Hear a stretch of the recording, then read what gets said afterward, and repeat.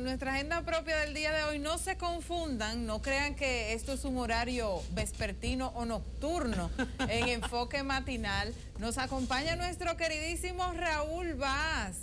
Muy buenos días, aquí honrado de estar aquí en lo que considero mi casa, que hoy vengo como invitado, pero recuérdense que cuando terminemos esta entrevista volvemos a ser compañeros, o sea que por favor, Hugo, no te pases hoy, por favor. Pero Raúl, tú ibas a decir, cuando dijiste buenos, te quedaste callado, pues tú ibas a decir buenas noches. Posiblemente iba a decir buenas noches aquí en Enfoque Final, pero no es el caso. Ahora, siguen siendo horas infrahumanas, pero estoy aquí porque a ustedes se les aprecia, se les quiere mucho. Raúl, antes de que toquemos el tema de las redes, te dije fuera del aire que quería que nos dieras un poco de luz con lo que ha sucedido en los últimos días a nivel internacional y cómo se han robado a través de la nube, que se había hablado que esto es un servicio que todo el mundo usa para subir fotos, en vez de guardar en el celular, la guarda en la nube y todo eso, y se han robado fotos de muchísimas personalidades. Óyeme, entonces ¿no es tan seguro ese sistema tecnológico? Para nada, y muchos me criticarán. Esos tipos de sistemas sirven para guardar documentos, para guardar archivos pesados. Ahora, para guardar secretos, tú sabes que los secretos es lo que menos se guarda en este mundo. Y hay formas de accesar a eso, hay formas de hackear, hay gente que es profesional en eso. Una de las cosas que yo he aprendido con los años, que me han dicho muchos expertos en la materia, es que nada es 100% seguro en el mundo tecnológico. Puede haber cosas que son bastante seguras, muy seguras, pero si hay niños de 10, 11, 12 años que logran hackear el sistema del Pentágono, yo creo que muchas personas pueden hackear lo que está en la famosa nube. Y lo que siempre decimos es, si tú tienes una fotografía, un documento o algo que no quieres que se divulgue, no tomes la foto, bórrala o tenla en un lugar en donde, en un device donde no se pueda justamente conectar a internet. Y porque en el momento en el que se conecta a internet ya es vulnerable. Sí. Okay. Raúl, nosotros teníamos pendiente conversar contigo el tema de cómo los políticos a nivel mundial, específicamente en nuestro país, están manejándose con las redes sociales como una herramienta de comunicación. En este gobierno del presidente Danilo Medina, eso ha sido uno de los asuntos diferentes, que han utilizado las redes sociales para dar primicias, para dar seguimiento a temas. Y ahí también uno lo ve como un termómetro de cómo reacciona la gente a todo esto. Vamos a abundar un poco. Bueno, este gobierno en específico definitivamente ha hecho lo que nunca se ha hecho en temas de redes sociales. Ellos han utilizado las redes sociales de una forma estratégica, inclusive acompañando a las estrategias tradicionales de lo que es difusión. Vimos esta misma semana que el vocero de la presidencia salió a leer las observaciones a la ley de Loma Miranda, Parque Nacional, y a su vez, unas horas más tarde, cuando Twitter está bastante cargado de mensajes, el presidente Danilo Medina, directamente desde su cuenta, emitió 9 tweets que causaron furor porque muchas personas no se lo esperaban. Además, tomando en cuenta en que la cuenta directa del presidente Danilo Medina no se había estado usando mucho desde que fue elegido presidente de la República en el 2012, dicha cuenta pasó a un segundo plano y se empezó a utilizar la de Presidencia de la República, que cabe mencionar es la tercera cuenta más activa a nivel mundial dentro de cuentas de esa índole, de Presidencias de la República. Entonces, vimos cómo usó estratégicamente, quirúrgicamente su cuenta de Twitter. No quiero decir para justificar, sino para dar las razones por las cuales regresó las observaciones. Entonces, vimos claramente una coordinación bastante valiosa en lo que fue el uso de tácticas tradicionales con el uso de redes sociales. Pero es importante mencionar que él es una excepción. Él tiene un gran equipo de trabajo. La mayoría de los políticos aquí y funcionarios todavía están usando sus cuentas solamente para hablar.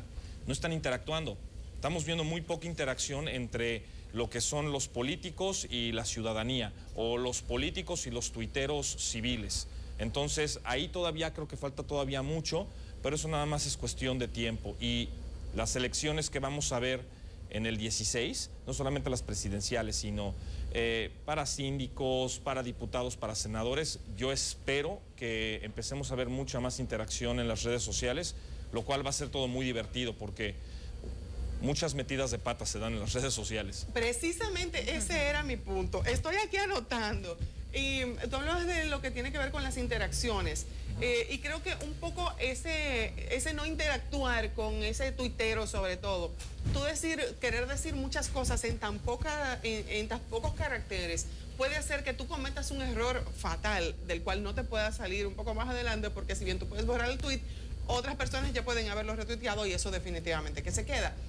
¿Cuáles son esos aspectos que tú entiendes que se están tomando en cuenta en el aspecto político para evitar ese tipo de errores? ¿O qué tanto miedo tienen de interactuar precisamente por ese tema? Yo creo que todavía hay sorprendentemente hay muchos funcionarios en puestos claves que tienen que ver con educación, con modernidad, que no están presentes en las redes sociales. Hay instituciones que todavía no tienen cuentas en las redes sociales y es por eso el ser humano por naturaleza rechaza lo que desconoce. Eso es naturaleza y es psicología normal, eso no se puede criticar. Entonces, automáticamente cuando se ven ante la disyuntiva de estoy o no en Twitter, como no lo entienden al 100%, prefieren decir, no, yo no voy a estar en eso.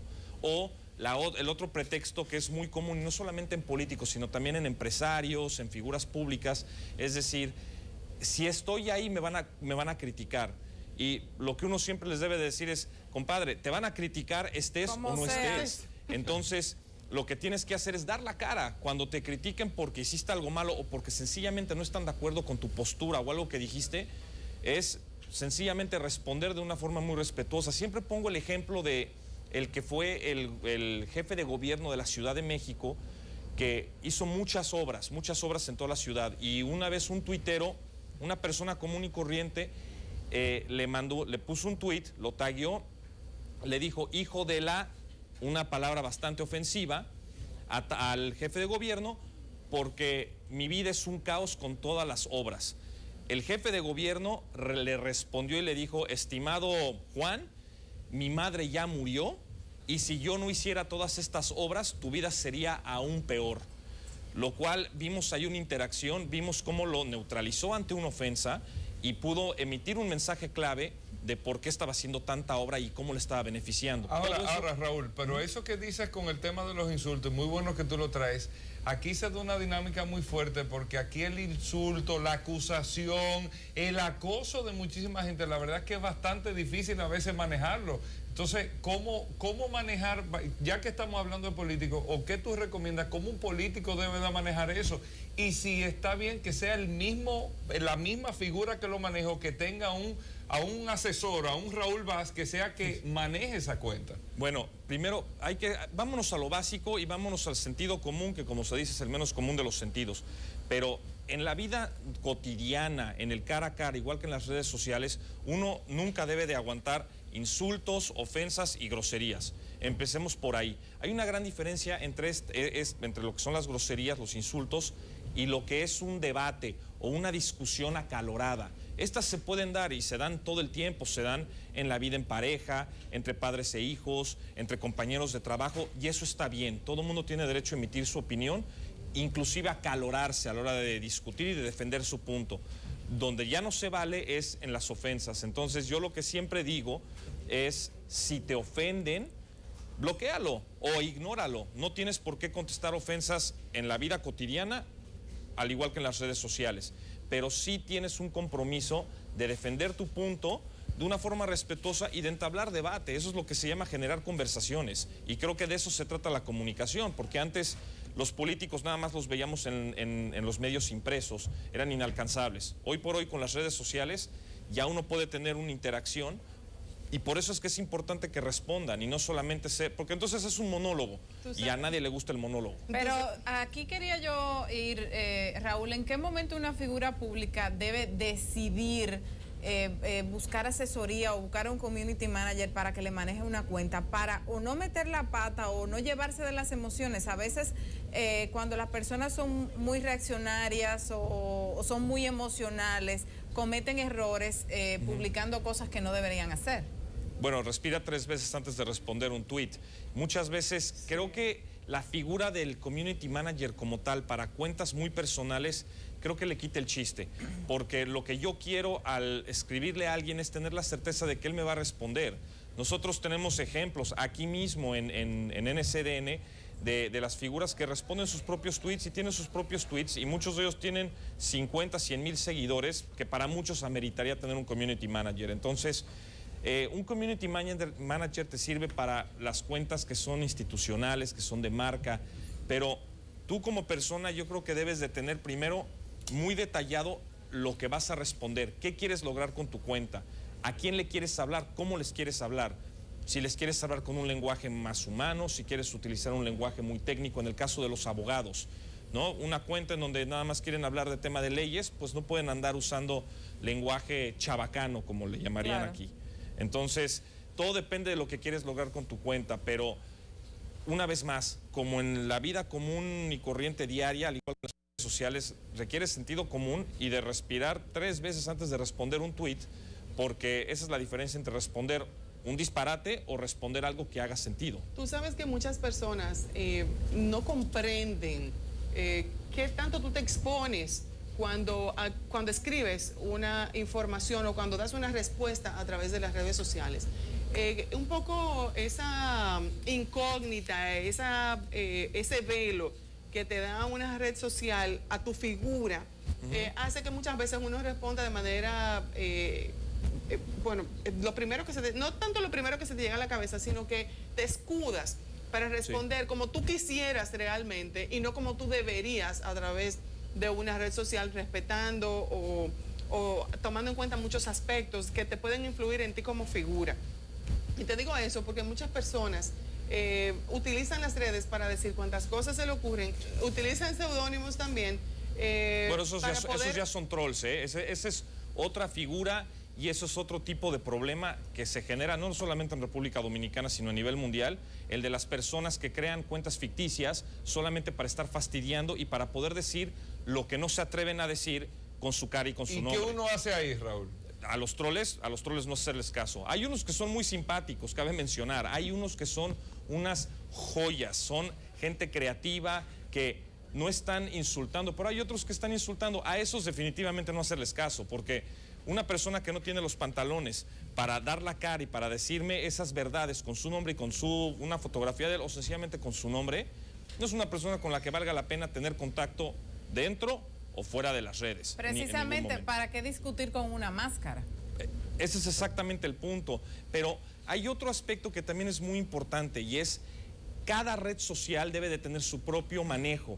Yo no puedo manejarme igual en un Facebook que en un Twitter y mucho menos en un Instagram, ¿no? Que hablemos de esas 3 redes que son, digamos, las que más se usan y abarcan todos los rangos de edades. A mí no me interesa, por ejemplo, que mi cuenta de Instagram esté abierta al público, porque subo fotografías de mi vida privada, de vida con mis hijos y demás. Quizás no me interesa. De Facebook puedo segmentarlo. Y Twitter, bueno, tener una cuenta de Twitter bloqueada pierde todo el sentido del mundo. Entonces hay que tener cuidado y hay que tener una estrategia muy definida de cómo voy a participar en cada red. Ese es lo primero y hablando de las famosas recomendaciones, ese es el primer aspecto que debe de tener toda figura pública, inclusive ustedes tres.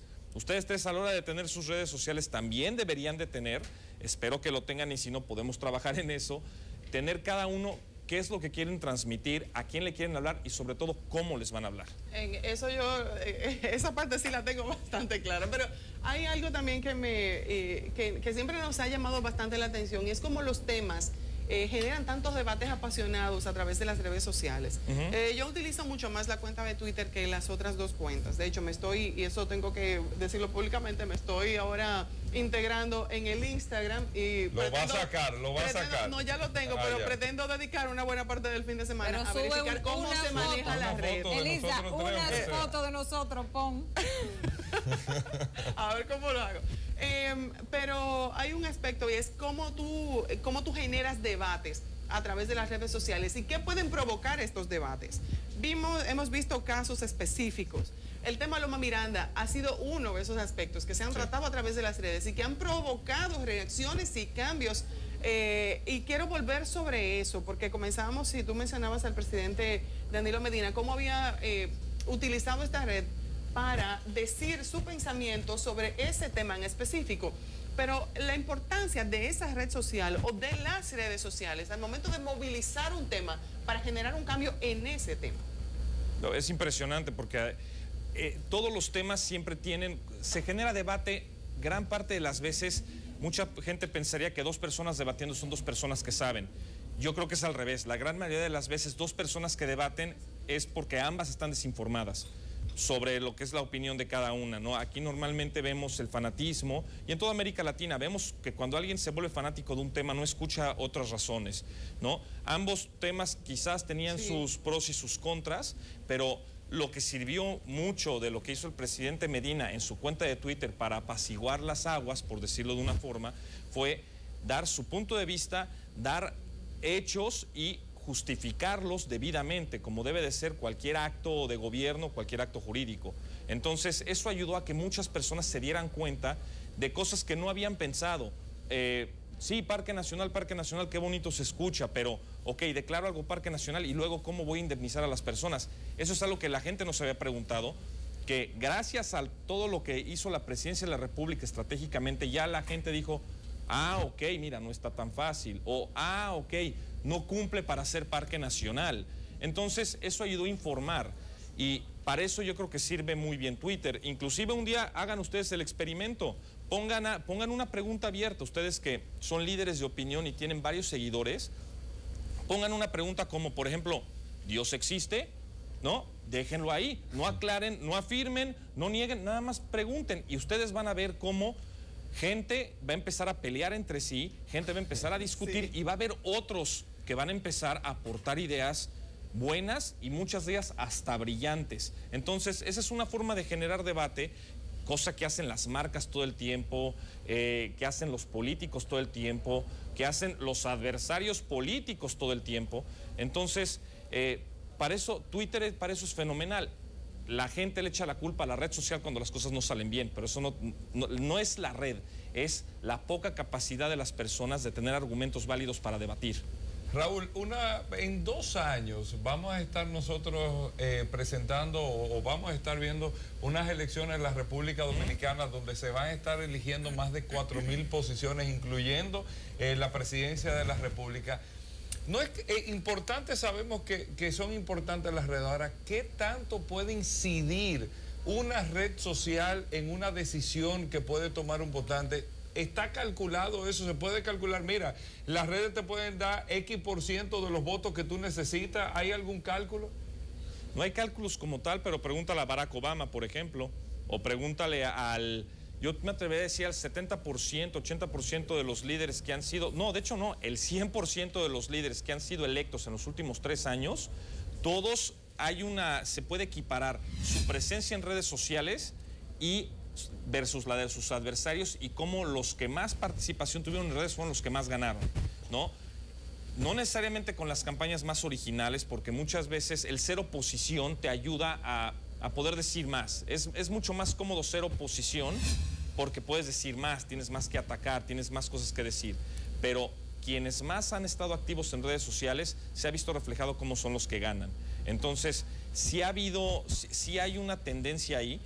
Lo que es muy importante es, aquí va a haber, este es un país de, como sabemos, de aproximadamente 10 millones de habitantes, y va a haber 4.000, me estás diciendo, 4.000 y pico de posiciones, sí, en elección. Eso quiere decir que va a haber muchos que están en ciertas localidades del país en donde las redes sociales, o no hay presencia de redes sociales, o las personas no están en eso porque no hay acceso a vías de comunicación o no hay computadoras, pero en las principales ciudades, yo me atrevería a decir, el tema de las redes sociales va a ser fundamental, porque, como siempre decimos todas las noches en Enfoque Final, ahí en las redes sociales es donde se difunden las noticias, o muchas de ellas se generan. Ya hoy por hoy las redes sociales por sí solas son generadoras de noticias. Vemos constantemente cómo Álvaro Uribe se pelea públicamente con Santos, con Nicolás Maduro, con quien se le pare enfrente y lo escuche. Dios mío, utiliza solamente la red social para pelear. Literalmente. Yo, por ejemplo, soy una de las personas que yo lo dejé de seguir, ¿no? Yo también. Yo lo dejé de seguir porque era muy entretenido ver cómo se agarraban él y Maduro a golpes, pero ya después verlo siempre diciendo, yo hice, y él no está haciendo, y un momento en el que es cansón. No, Entonces, satura. Pero mira, Raúl, yo creo que a Hugo al final pásale la factura porque creo que te hizo una consulta privada. no, pero estamos aquí siempre para responderles lo que sea necesario, estamos a sus órdenes y les repito, ustedes tres, empiecen por ustedes tres teniendo su estrategia muy bien definida de a quién le quieren hablar, cómo le quieren hablar y cómo van a responder a los ataques y demás, que mi recomendación es nunca a las ofensas. Tú sabes que tú acabas de decir precisamente, poniendo el ejemplo de Álvaro Uribe y cómo dejaste de seguirlo, y aquí ya vemos 3 personas que dejamos de seguirlo, precisamente por eso, ¿cómo, si tú mal manejas las redes sociales, puedes causar un efecto bastante negativo en tus seguidores? Fíjate qué irónico, ahorita nosotros tres podríamos crear un hashtag que diga, yo dejé de seguir a Álvaro Uribe por, ¿no? Y empezar a tirarlo. Y les aseguro que si nosotros de entrada, nosotros 4, ya dijimos por qué lo dejamos seguir, muchas otras personas lo harían y eso le generaría al señor un problema, ¿no? Eso se podría llegar a volver un trending topic muy importante que le afecta. Y así es como funcionan las redes, por ese tipo de creatividad, ese tipo de inmediatez. Aunque te comento que en una situación puse un tweet sobre Venezuela y entre venezolanos generó tanta situación que de verdad que me sentí en cierta forma abrumada. Me decían, tú eres una, me calificaban, me entraban dentro de una facción o de otra. Fui por un momento chavista, madurista y también de la oposición.